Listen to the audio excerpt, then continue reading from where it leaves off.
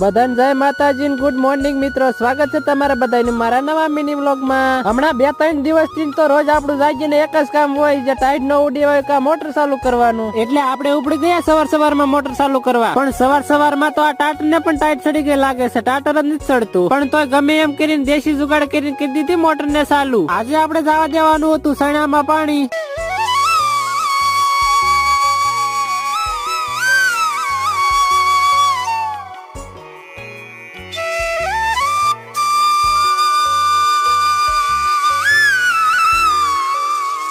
કા તો મારા બારે મારે બહાર ગામ જવાનું થયું, એટલે મેં ડોલ ભરીને મૂકી દીધું ગરમ કરવા પાણી ગરમ થઈ ગયું એટલે પાણીની ડોલ લઈને ઉપડી ગયા નાવા માટે। નાઈને વી આયા ને હવે બૂટ પહેરીને ઉપડી ગયા સીધા બહાર ગામ જવા માટે।